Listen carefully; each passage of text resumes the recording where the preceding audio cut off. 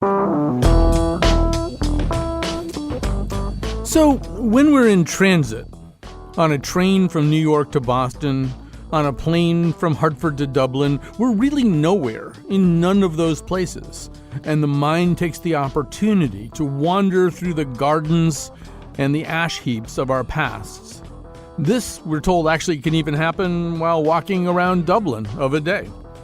We re-examine choices and journey through multiverses where our loves and lives are constituted differently. We dwell more on pain and embarrassment than on pleasure and triumph. In the novel Monkey Boy, our narrator takes us on one of those mental odysseys, while indeed on a train from New York to Boston.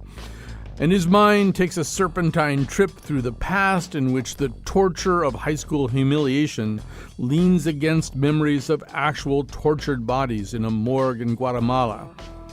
And it's those kinds of tensions and paradoxes that really characterize the work of our guest today, Francisco Goldman, a writer and journalist. He has published 5 novels, including Say Her Name, and 2 books of nonfiction. The Art of Political Murder, Who Killed the Bishop, is now an HBO documentary, which I recommend. And his new novel, which I also recommend, is Monkey Boy. Who cares whether I recommend it? Why am I saying this? He teaches creative writing and literature at Trinity College, 1 semester a year. And he's joining us right now. Francisco Goldman, how are you? Good. Thanks, Colin, for that great intro. And I'm doing well. Where are you? I know you've been in Mexico City a bit lately, right? Well, we live in Mexico City. Yeah. And usually I come up for 1 semester a year, like you said, to teach in Hartford at Trinity. But I haven't been back. I left Hartford in March of the start of the pandemic, and haven't been back since.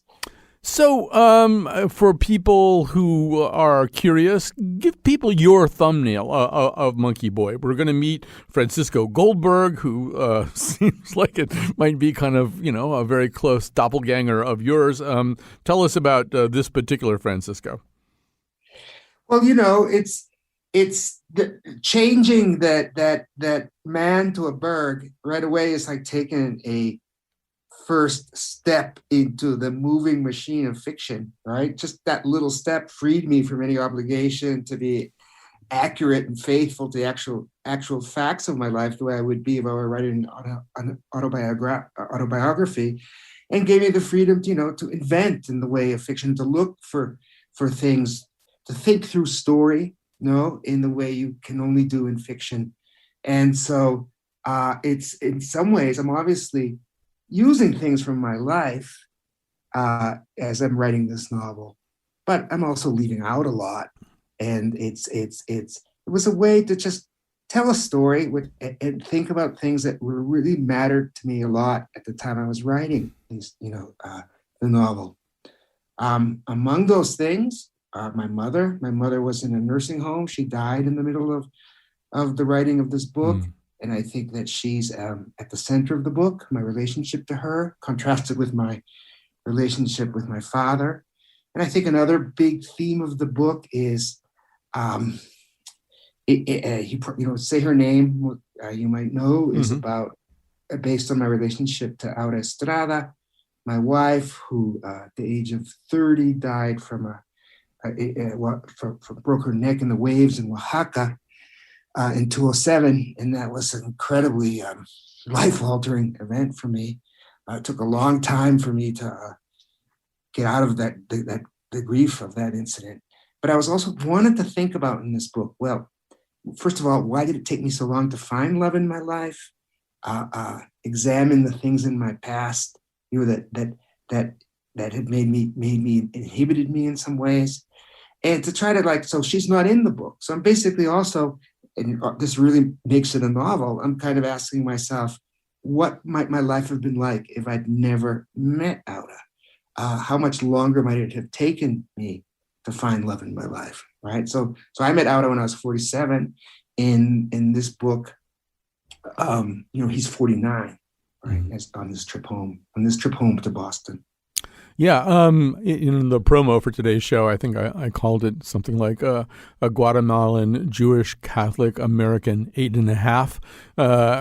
It has a little bit of that 8.5 quality, I think, and particularly because this is very much a book about women. I mean, you mentioned your mother, and by the way, condolences on her passing.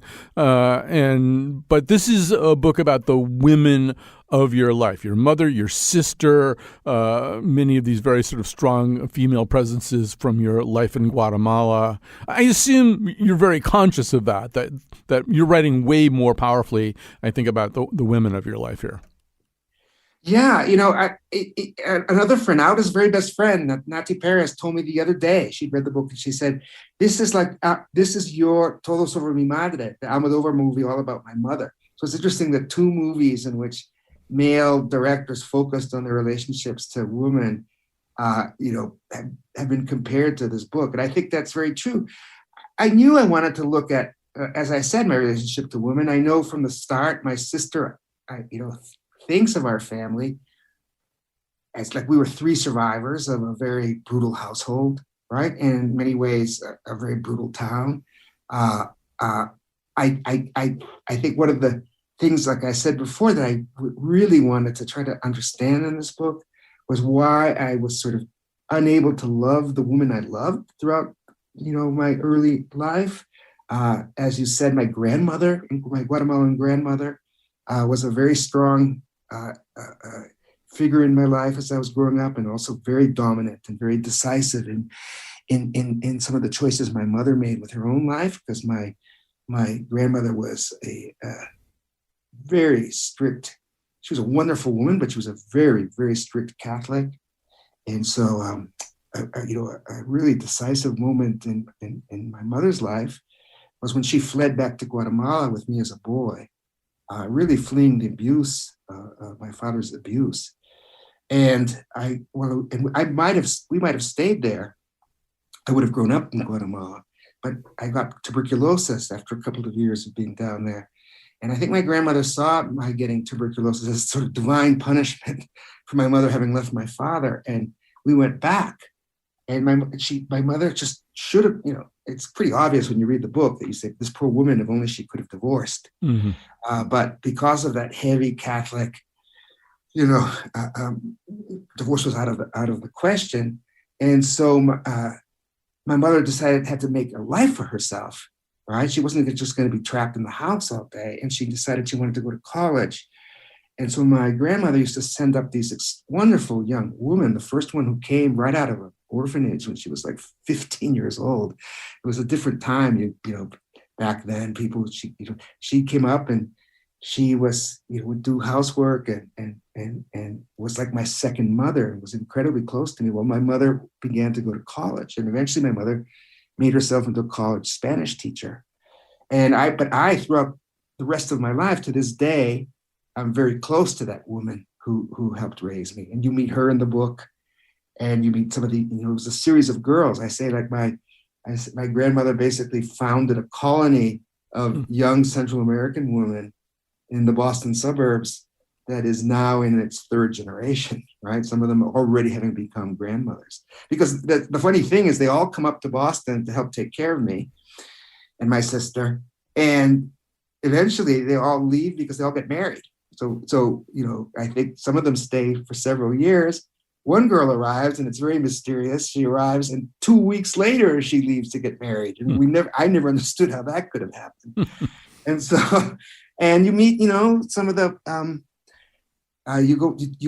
one of the things he's doing on this trip home to Boston is he's not just going to see his mother, but Francisco Goldberg is kind of a semi-well-known writer, and he's been on the radio, and the woman the girl he had a big unrequited love for when he was in the 10th grade, and was probably his only important adolescent female relationship, has heard him on the radio and has contacted him. So this is his first night in Boston. Of course, he's going to have dinner with her. And so, it's a novel about my relationships with women. And I think that mirrors my own life without a doubt in the United States. It's a funny thing because I think here in Mexico, and in Central America. I have some very good female friends, but most of my close friends are probably male. And in the United States, it's the opposite. I think, you know, the majority of my really close friendships in the U.S. are with women, including now that we have a daughter. It's funny, you know, we have a daughter now. I finally, you know, I fell in love and remarried. Azalea is 3 years old now, and she has a squad of 6 godmothers, and 3 of those godmothers are exes of mine who I stayed close to, you know, through the years. From the United States. You know, I wanted to look at, you know, those relationships from my past, which, as you said, are with really, I think, very strong, sometimes eccentric, fascinating women. I never understand why some people are so surprised. You know, that you often hear people saying, you know, that men especially can't write about women, or it's difficult for men to write about women. I don't find that at all. Partly because I grew up in a household, you know, where I was a woman, basically. And my whole life I've been very close to them. And so I don't find it inhibiting at all to try to write about women, honestly. Yeah, I always wondered about how fussed up people get about that, too. I think there are other dichotomies and disparities that are much harder to bridge imaginatively than I think it's harder for someone who's been basically well off all of his or her life to imagine what it's like to be poor than it probably is for a man to imagine what it's like to be a woman of a kind of similar social status. But yeah, actually, rather than go down that alley right now, though, one thing I wanted to talk about here, and just tell me if I'm getting this right, because I might not be. But it seems to me that Goldberg, in his reveries, in his thoughts, in his visits to various parts of the past, there's a way in which, you know, pain is pain, and pain, emotional pain, and psychic pain can be caused by really extreme situations. He and you have been in situations in Guatemala in which the danger was very, very real. In fact, he has, and I assume you have at the point, left Mexico City, partly because there's been an intercepted communication that indicates that, you know, maybe he's in danger right now and he needs to get out of that part of the world and be someplace else, you know. And so there's that, and there's this visit to the morgue where he sees tortured bodies, and there's these things that, you know, I've never experienced that I would find just so existentially terrifying that I feel as though they would just trump everything and blot everything out. But I feel reading this as though some of the really, really visceral humiliations of high school, where this name Monkey Boy, and you make out with a girl, and then there's this thing where supposedly she might have compared you to a monkey eating a banana while you guys are making that's as horrible in its own way. You know, that pain is pain. In its own way, yeah. Yeah, say a little bit more about that. That's exactly, you know, I think that it's really great that you use the word, those experiences in Central America trump, you know, the trivial humiliations of daily life, because that's exactly what I was trying to use that idea to frame the novel. I was sort of rebelling against the hierarchies I myself impose on my own life, have in the past, and that other people impose. So you've been down, you know, as I spent, you know, many, many years, all of my 20s in Central America, trying to write my first novel, but very close, and also supporting myself as a freelance journalist, very close to that incredibly violent human tragedy that was occurring. And I've continued to live close to those things throughout my working life. And I think sometimes, you know, as a writer, I'm constantly, of course, asking myself what I still owe to that experience, right? What can I still tell about it? Because those things form you, and you really feel you've witnessed such a combination of tragedy and suffering, but also generosity and bravery, that you feel that, you know, that's very important, and that makes other things in your life less important. And I wanted to, and I realized that there's so much that happened in my life that I wasn't allowing myself to really write about, because I myself was submitting to this hierarchy of what's really important and what's trivial. And I thought, well, what if, you know, if I go take a 5-day trip home, right, you know, to see my mother, to see some, you know, people I was close to, during those 5 days from New York to Boston, I'm not going to be thinking all the time about the wars in Central America. I'm going to be thinking about my mother. I'm going to be thinking about the girl I'm going to see. I'm going to be thinking about my relationship with my father, about growing up in this town that I'm now going back to, and of course, I'm still going to be bringing those experiences, like the war in Central America with me. They're still a part of who I am, but they're not going to dominate the narrative of these 5 days. And that's really so it was a way of freeing myself to write about those other things that really set me off, set me down the road of writing Monkey Boy. And, a big difference is you have a different, you look at those incredibly painful humiliations of your youth, and even, the really brutal violence, in the relationship with my father. And because you have it in a different perspective, so many years have passed, you're who you are now. It's really important to understand in this book, like this is not about the solemnity of victimhood in any way. I'm not saying, oh, poor me. I had these things have to be told the way you experience them now, which is painful, but also with humor.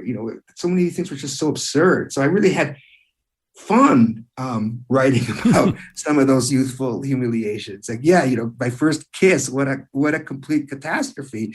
Supposedly the girl said she felt like a banana being chomped on by a monkey, and the whole school was, picked up that refrain, and I was being mocked for weeks, and it was horrible. It really did traumatize me. And it was a kind of layered sense of betrayal, too, because you thought the words might not have come from her, but from a kind of quote-unquote friend of yours who might have put those words in her mouth. He was a very charismatic bully who really dominated a lot, not just a lot of my childhood, youth, but, he was a lot of other kids around me. Right. He was one of those people that you never forget. Right. He probably never thinks about us, but here we are, all these years later, remembering, his reign of terror over middle school and high school. That's really true. Reading the book, I was also, my mind flashed back a couple of times to a Neruda poem that I really love. It's called Let's Wait. And at the end of it, he says, artisans of the soul are building and weighing and preparing days bitter or precious that will knock at your door in due time to award you an orange or murder you in cold blood where you stand. And I think, there's a lot of that in your book. There's this kind of sliding doors sense that, the door slid open one way and this one set of things happened. Had it slid open a different way, had you walked through a different aperture, a whole other different set of things happened. At the end of the book, you're really talking about this witness connected to this very famous assassination of a bishop in Guatemala. If I hadn't met the witness, my life would be different. If I'd been born in Guatemala, I would have been conscripted into the army. I'd probably be dead from the endless wars there. There's that, I feel that there anyway, that you're sort of toying with those questions, right, of the arbitrariness that Neruda describes at the end of that poem. That's such a good perception, right? I mean, for me, the aesthetic model for this novel was we have right near my house where I live, the famous architectural masterpiece of Luis Barragan, the Barragan house. And what I loved about that house is it looks like just a normal, functional, classical, modernist house. But as you move through it, every room is a surprise, right? And I wanted my book, to feel that way. It's like going forward like a kind of normal novel, but you're constantly like being surprised by what comes up next. And I think that that was a way of like looking at sort of the arbitrariness of the way things unfold in life, and combined with the decisions you make and how they affect you. And so, when I talk about like, you never stop feeling that you owe things to, say, your experience in Guatemala, right? For Francisco Goldberg, even to a greater degree than for Francisco Goldman, to be honest, but still to some degree, The Art of Political Murder, the crime that book is based on, changes his life. And that crime, that book, and this is true, would not exist if it weren't for that witness, right? This homeless man who lived in the park, who was actually an ex-soldier who had been infiltrated by military intelligence to spy on the bishop, right? And was somehow pressed into taking part in the murder that night. And they were sure he would never speak, that he would, because if they could, he would die if he ever spoke up. But he was an incredibly crafty, wily survivor, and made his way. He had this longing for dignity, and wanted to appease his own conscience. He did the bravest thing I'd ever seen. Is right. He had no power at all, but he began to collaborate with the prosecutors, and if he had not become a witness, that case would never have gone to trial. Even, never mind the military officers having been convicted. I never would have written that book, and my life would be quite different, right? And now, during the time I was writing the book, interestingly enough, the prosecutors had lost track of the witness. They didn't know where he was. And they were asking me if I knew where he was. And I didn't know. So that's one reason in the book, he kind of imagines that people thought it was possible that maybe he crossed over into the United States, like so many people fleeing for their lives in Central America and Mexico do. And so, so that's why he keeps popping up in the narrative of Monkey Boy, where Francisco Goldberg keeps imagining that he sees them in different places and is sort of thinking about what he means in his life. For the Art of Political Murder, for the documentary movie, we did, in fact, finally track him down. And that was remarkable, too. Yeah, the Art of Political Murder and this book, I think, raise a question that most of us don't really have to face at quite the same level, which is, how long do you hang in there? How long do you stay before you feel like you have to leave? I mean, in the Gerardi case, there's a prosecutor who obviously means to do well. And at a certain point, he just thinks, no, I got to get out of here with my family because it's just too dangerous. And then another prosecutor comes in and kind of really does wrap up the job. Similarly, there are magistrates. There's a series of judges, I think, who just can't hang in there. And then this incredibly brave woman kind of steps up. And that's there for you. It's there for everybody. I mean, there's a woman named Ursula who gives you the tour of the morgue. And so many of the things are punctuated, well, now she's in Canada, or now she's in California, or people who just sort of had to get out of there, or their families made them get out of there, or whatever. But it's a really interesting question, is how do you know when you have to leave? How do you avoid staying too long? And it's one that you had to face. There are these descriptions in the book of this, beer bottle and soda bottle alarm system that you and this woman Penny Moore have, which is the only way you're going to know if a death squad is coming into your apartment. And at that point, you've got a garden tool that you're going to try to fight them off with. I mean, it must be sort of in your mind all the time. Yes, somebody could be coming to the door with an orange or with a gun. Yeah, in that particular house, I had a hilarious system rigged up. So if the bottles broke because somebody was coming through the window, that was our alarm system, bottles on chairs under the windows. If I heard a glass break, I knew to run to a certain window where I had tied a rope from which I would be able to let myself down into the patio of the next door neighbor's house. And when I moved back to New York after that period, I went back to New York after that terrifying long period in Guatemala. And I remember I still had a subletter in the house that I went back to in New York. And so I was in the bedroom and he was sleeping in the living room, and he broke a glass. And I reflexively jumped out of bed and ran to where my window would have been in Guatemala City. And I ran face first into the wall. And, it's how do you know when to get out? It's in the case of that prosecutor, well, it's when they started to follow his children home from school. Mm-hmm. Yeah. That will make anybody leave. Yeah. Right. The prosecutor who stayed, he was insanely brave. Mm-hmm. They were threatening him constantly. They set people up. They were walking on his roof at night.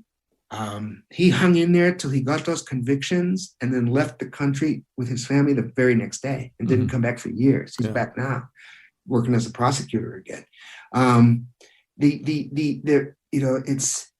I think that a country like Guatemala and some of the other Central American countries and Mexico too, if the way power works in those countries, They're designed to completely humiliate and break people who are decent and brave in those positions. And what happens is you get some of these judges and you get some of these prosecutors finally, and they say, I didn't become a judge to be a coward and get down on my knees and let these evil people, these corrupt people trample over me. I became a prosecutor because I wanted to prosecute cases. And finally, something like that stiffens in them. It's a remarkable thing to see. It's not about political ideology, like sometimes people think. More often it's about like, you are not going to break me. I'm going to do my job. I'm going to do what I always dreamed of doing, whatever it costs. And that's very rare. Mm. It's so rare that victories against that kind of evil in the legal system in those countries are incredibly rare. But now and then, as happened in the Harari case, you have enough people together, right? Mm-hmm. Prosecutors, judges, investigators, that band together and all do it at once and are lucky enough to get some international support, because that's important too. And it happens. And that's what made The Art of Political Murder, that story tells the story of a really remarkable accomplishment and a rare one. It really does. I haven't seen anything like that in Mexico. All right, we're going to have to take a little break here, and we're going to come back with lots more. Francisco Goldman, his new novel is Monkey Boy. We'll be back after this. There's something here I find hard to ignore. There's something that I've never seen before.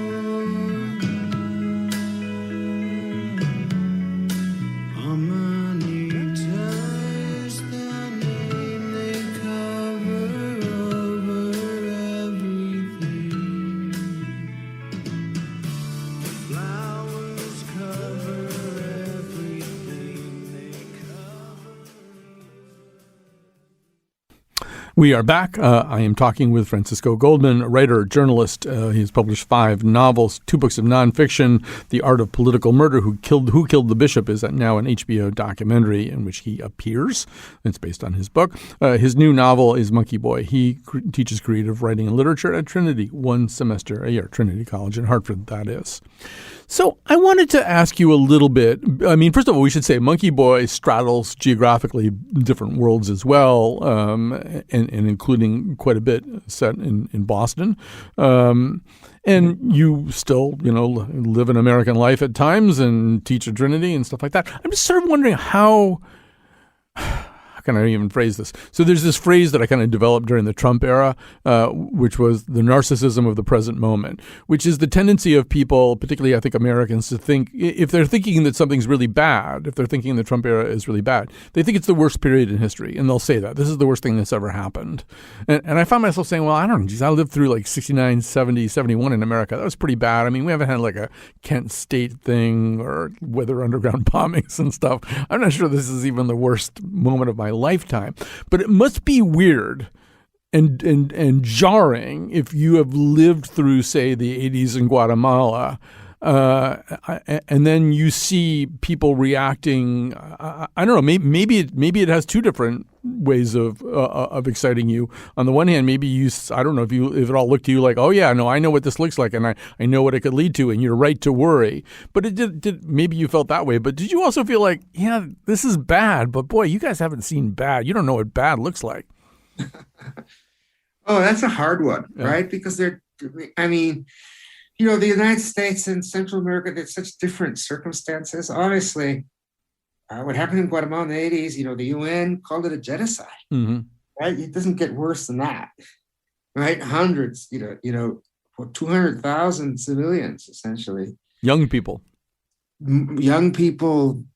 especially young people, a woman slaughtered, right, by a U.S.-backed military, and it didn't have to happen, right? It was completely so wasteful and so cruel, and what did it lead to? I mean, those countries right now are an extraordinary crisis because it didn't lead to democracy; it led to essentially narco states, right? These countries that are completely run by, and what you saw in the last years was just how important it is for the U.S. to try to have some, after the Cold War, there's no such thing as being a hypocrite in history. You react to the moment, and just because the U.S. did bad things in the 80s doesn't mean they can't do good things, after, in the 90s and 2000, right? One doesn't cancel out the other. And so it's a long story, but the U.S. came down the sides from George W. Bush through Obama. The U.S. really tried to help strengthen justice institutions in places like Guatemala and Central America. It was still very difficult. You could say, it managed to hold off the complete descent into narco state corruption. Trump undid that, right? Mm-hmm. Trump actively abetted that end of the rule of law in those countries. Partly because he wanted things from Central America. He wanted them to collaborate with him on immigration and things like that. And those were very corrupt rulers.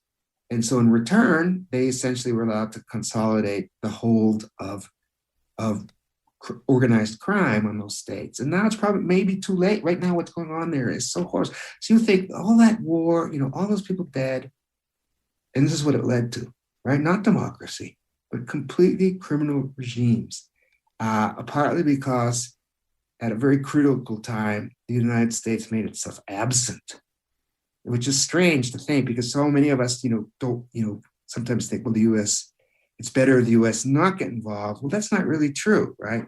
And so, what was Trump, right? I mean, was Trump the worst I've seen? I think morally he was the worst I've seen. And I was just even thinking this morning, because I was reading in the New York Times about the huge, massive rise of anti-Semitism in the U.S. And you remember Charlottesville and, those people chanting, Jews will not replace us. You think what's happening with Asian Americans and all the attacks on Asians. And of course, the killings by policemen of unarmed, often usually unarmed Black people. And it just really is dismaying. I mean, I have to say, the state of the United States right now, with just so much unleashed hatred, it alarms me. I've never seen a period like this. I know the 60s were violent in a different way. Mm-hmm. I just think that something is, I think that something got broke in the United States. And we see it in this kind of really unprecedentedly polarized political system. I think it's true that something has ended, right? Mm-hmm. Something that has ended. Some people say that neoliberal, basis of American politics or something. And we're teetering between a future that's still not quite defined, and whether that will be more populist or whether that will be autocratic and, extremely right wing. That seems to be in what used to be called the center seems to have eroded tremendously. I don't know if that's how things are going to play out, but that's kind of how it looks now. And I think it is kind of alarming, right? Mm-hmm. I don't know. I don't know how, I mean, I can theorize.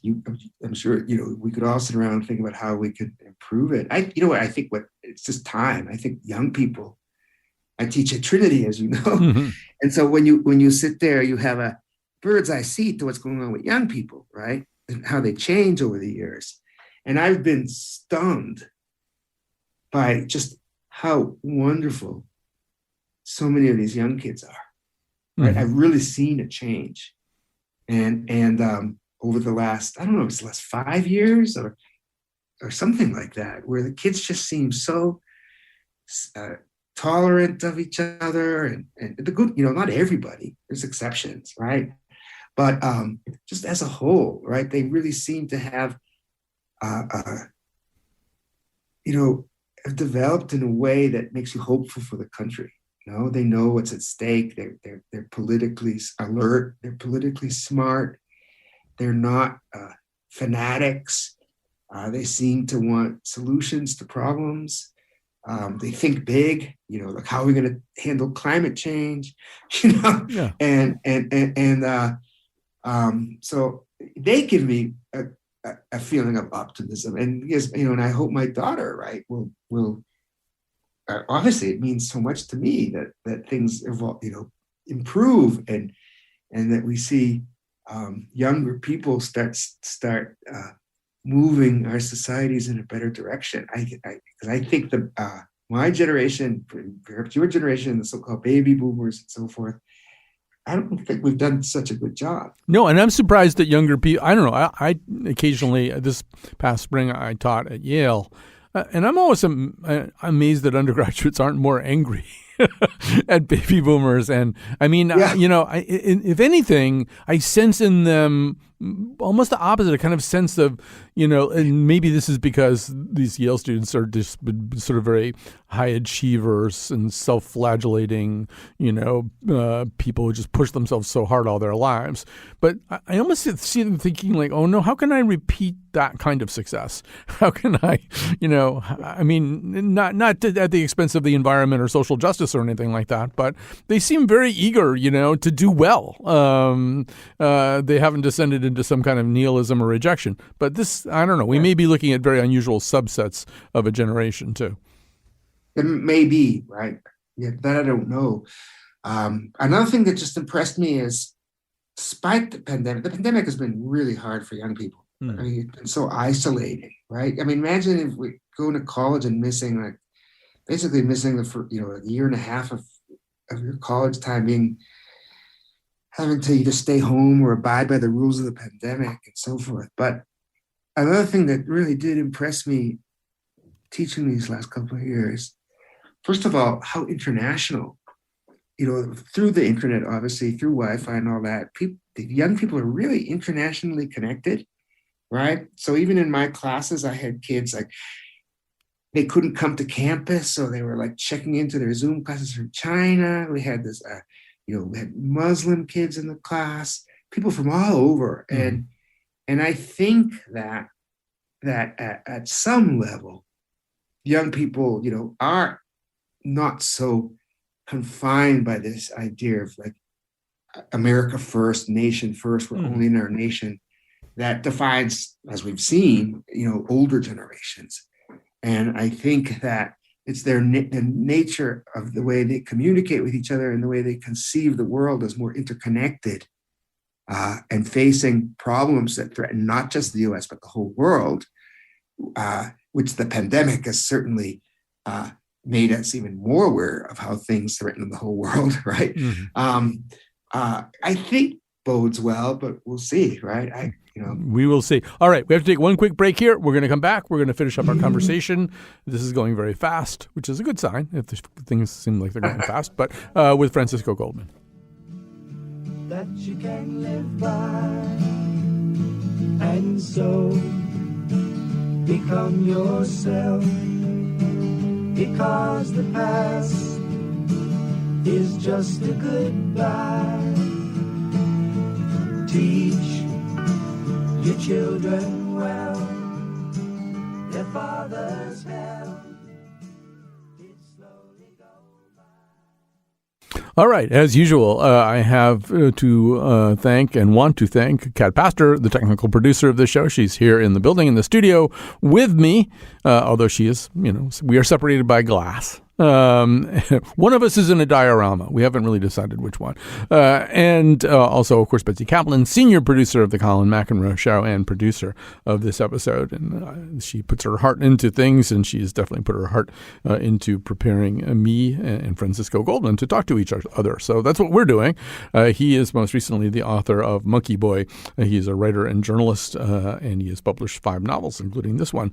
So, and 2 books of nonfiction, etc. All right, so there's so many things. This has gone by kind of fast. And there's so many things, at least for me it has, so many things that I wanted to talk about. And I'd love to be ending on a high note, but it might not work out that way. Maybe we'll get to the high note. So Betsy Kaplan and I have been talking for weeks and weeks and maybe months and months now about doing a show about grief, a whole show about grief.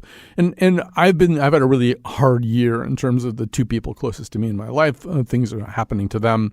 And it made me realize that I'm 66 years old, and prior to this, I don't think I had experienced grief. I had experienced deep sorrow. I took care of each of my parents as they were declining and dying, and I was very sad about that. But boy, there's this other thing like grief. It's like this dark serpent that's inside you that doesn't even seem like it belongs in this world. And it just kind of rears up and just bites you from the inside. And I started to feel like if you haven't experienced that, it's one of the reasons I kind of like and trust Biden, because I know he's been through that. And that's something you deal with a lot too, was this whole of like, what is this grief thing? And then what do you do after it? Yeah, I was not prepared for it, right? It was, I thought I'd known loss. I thought I'd known sad things. I'd say I was not prepared for what happened, it's otherworldly, like you said, 1 minute, especially sudden grief, right? I mean, there's so many kinds of grief, and they can devastate us in different ways. I think the loss of a child is something that I don't see how anyone really ever gets over it. But going from 1 second to being a husband whose life is sort of defined by his marriage and his hopes for creating a family in the future and everything else, and then in 1 split second, suddenly you're a widower, right? With this shattered life, who in their heart and soul still feels like a husband. I had no idea. I had never suspected that I had those kinds of tears inside me. I had never sobbed like that in my life. I had never, and people know that, traumatic grief actually affects the brain. We hear about hallucinations and things like that, and those are caused because the trauma of grief essentially puts lesions in brain synapses that usually kind of keep our subconscious, our unconscious, and our conscious minds apart. And what happens during traumatic grief is like the unconscious kind of starts leaking into the day, which is why it can be so trippy, and you have those really weird hallucinations like I was having during that grief period. One thing that to me, I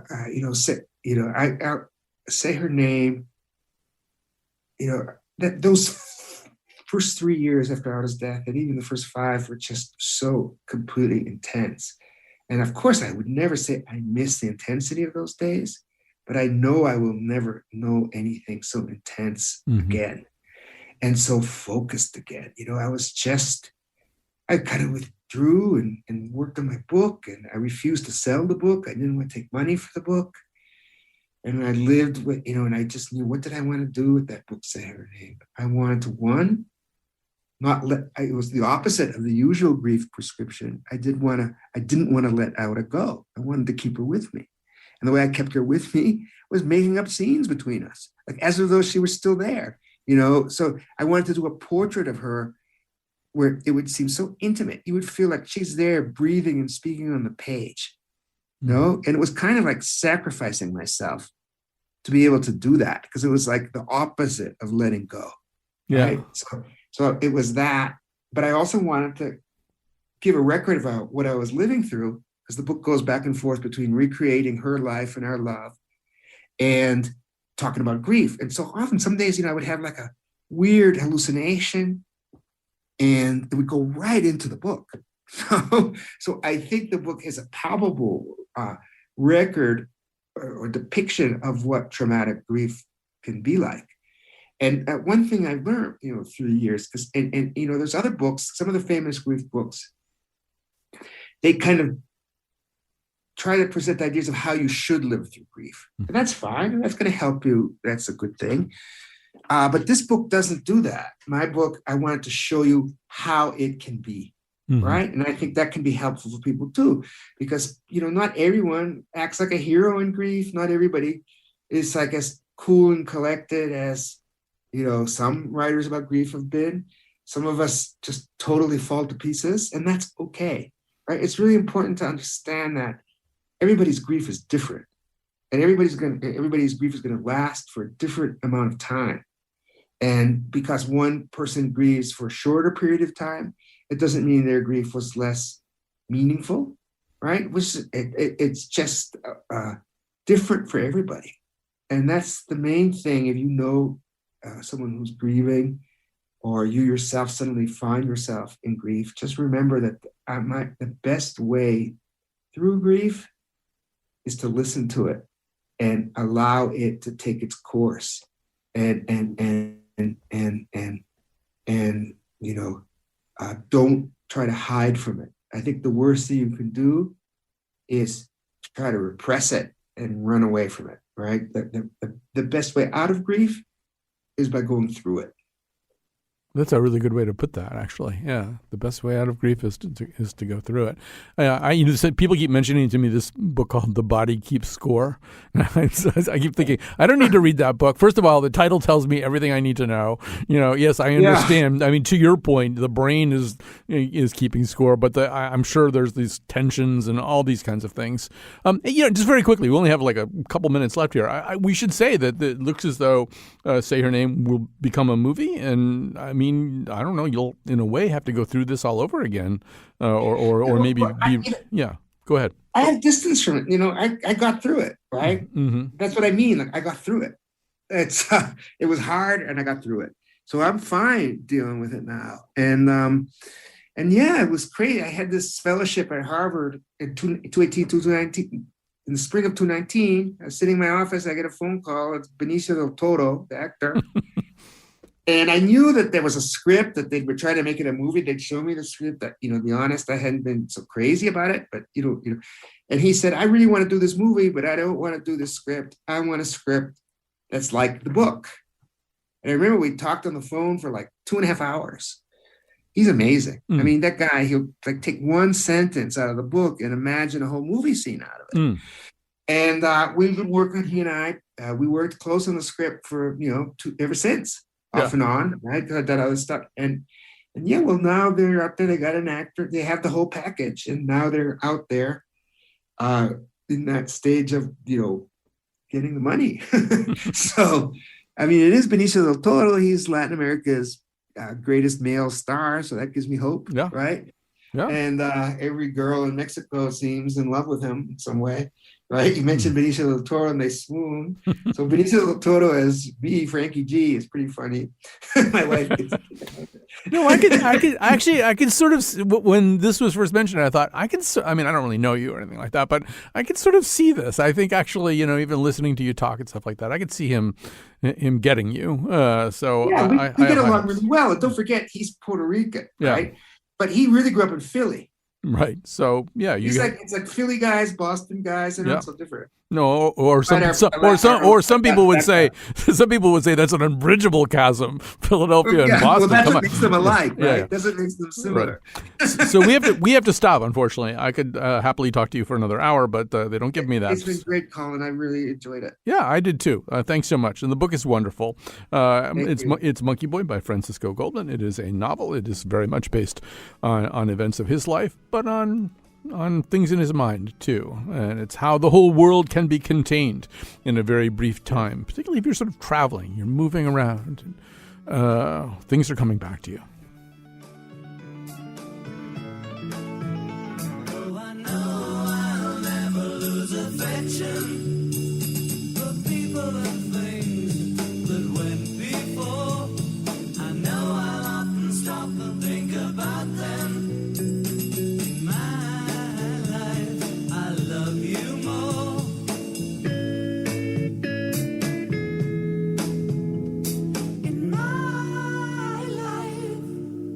Love